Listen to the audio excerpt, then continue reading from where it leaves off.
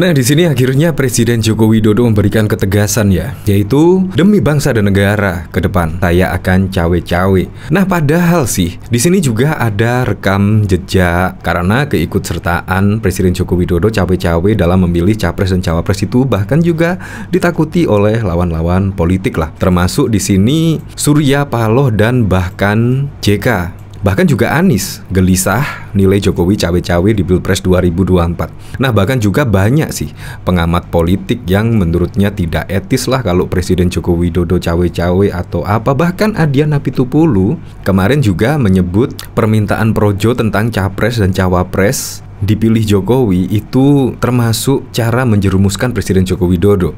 Tetapi di sini Presiden Joko Widodo dengan tegas yaitu mengatakan akan cawe-cawe. Dari berita ini yaitu dari CNBC Indonesia, Jokowi belak-belakan akan cawe-cawe demi bangsa dan negara. Di sini Presiden Joko Widodo menemui para pemimpin redaksi media massa nasional di Istana Kepresidenan Jakarta. Dalam kesempatan itu, Jokowi mengungkapkan akan cawe-cawe perihal pemilihan umum. Demi kepentingan bangsa dan negara, saya akan cawe-cawe, ujarnya. Istana Kepresidenan pun memberikan penjelasan tentang pernyataan kepala negara yang akan cawe-cawe untuk negara dalam pemilu. Terdapat 5 konteks dalam terkait hal tersebut. Pertama, Jokowi ingin memastikan pemilu serentak 2024 dapat berlangsung secara demokratis, jujur, dan juga adil.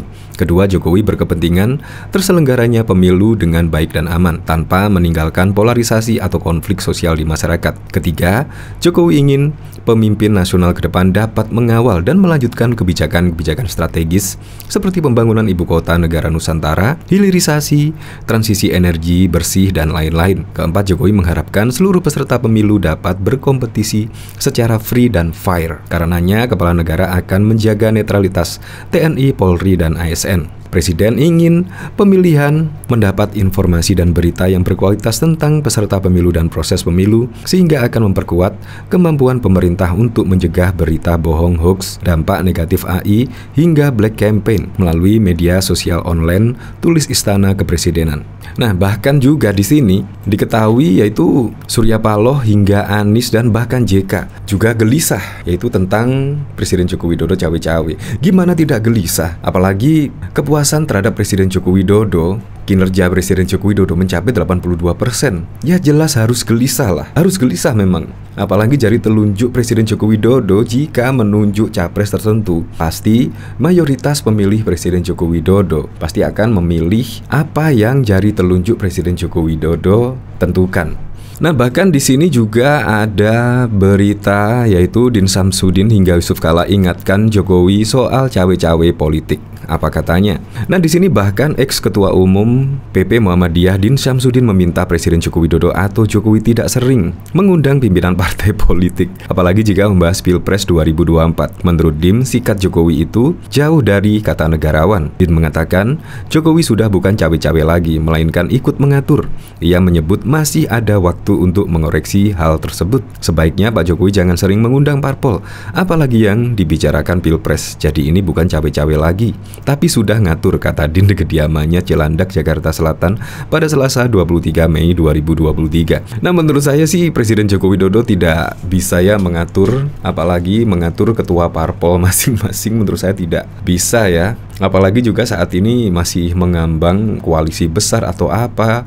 Bahkan Presiden pada waktu itu ketika mengundang 6 parpol di istana juga mengatakan ya terserah ketua parpol, yaitu dalam membentuk koalisi besar itu. Apalagi ketika Ketua Umum Megawati Soekarno Putri mendeklarasikan Ganjar Pranowo sebagai capres, itu kayaknya sih akan ada perubahan lah, perubahan koalisi atau apa. Ya kita lihat nanti saja ya. Jadi seperti apa? Nah, di sini saya sangat setuju sekali lah ketika Presiden Joko Widodo memberikan tanggapan yang sangat tegas, yaitu akan cawe-cawe demi bangsa dan negara ini. Ini menurut saya berita yang sangat menarik sekali ya. Ini bahkan juga dikomentari oleh Yusuf Dundum. Keras, demi bangsa dan negara saya akan cawe-cawe. Tentu saja dalam arti yang positif, ucap Jokowi di Istana Negara. Nah, bagaimana ya kabarnya kira-kira ketika Pak Surya Paloh, Pak Yusuf Kalla, Anies Baswedan, dan bahkan Pak Din Samsudin mendengar berita ini, yaitu Presiden Joko Widodo tegas akan cawe-cawe dalam Pilpres 2024. Pasti juga akan gelisah ya. Nah, dari sini coba kita lihat komentar-komentarnya ya. Kacau negara. Siapapun yang pernah jadi presiden pasti punya ambisi lanjutan. Nah, di sini Pak Jokowi sedang bermain cantik, tidak melanggar aturan, dan dia berusaha tidak menyinggung perasaan orang lain. Pak Jokowi gunakan cara berpolitik yang agak lurus, tidak neko-neko, malah orang lain bikin ribet diri sendiri. Pak Jokowi sebenarnya brilian, bisa juga dalam bermain politik dengan caranya baik tidak negatif. Kalaupun dia punya ambisi, ini itu saya lihat tidak bertentangan dengan aturan konstitusi, serta tidak menyinggung siapapun. Rakyat ikut apa kata pemimpin. Berhubung saat ini yang mengatakan Pak Presiden Jokowi, sebagai rakyat yang taat pasti mendukung. Kita retweet sahabatku, kita kawal Jokowi. Berharap ada lobby politik antara PDIP dan Gerindra. Satukan mereka, Pak, agar apa yang diinginkan rakyat sejahtera, adil, dan makmur tercapai. Nah, di sini keras, emang keras apa adanya, Bang. Jokowi tegaskan tak cawe-cawe urusan Pilpres 2024 loh. Ini kok beda ya? Padahal di sini Jokowi demi bangsa dan negara ke depan saya akan cawe-cawe. Di sini ada berita seperti ini. Ini terbitkan 4 Mei. Kok jadi begini ya? Yang jelas kita menjadi referensi adalah berita yang terupdate lah. Bingung nih, nggak cawe-cawe, ada aja hutang udah numpuk rakyat.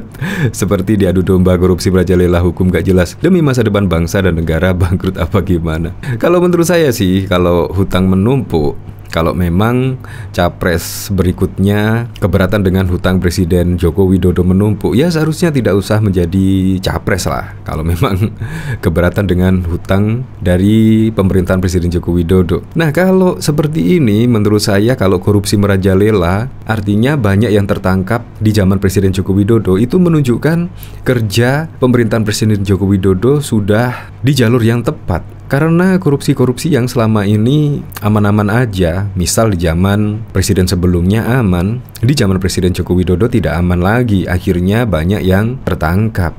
Menurut saya malah keren sekali, membuat transparan lah, yaitu penegakan hukum di zaman Jokowi, bukan malah ditutup-tutupi. Apalagi juga kasus yang kemarin di kepolisian, Verdi Sambo, Teddy Minahasa, menurut saya itu sudah bagus sekali. Terbongkar juga di era Presiden Joko Widodo. Menurut saya sangat keren sekali dan sangat bernyali di era kepemimpinan Presiden Joko Widodo. Di bawah kepemimpinan Presiden Joko Widodo sangat berani dan punya nyali lah.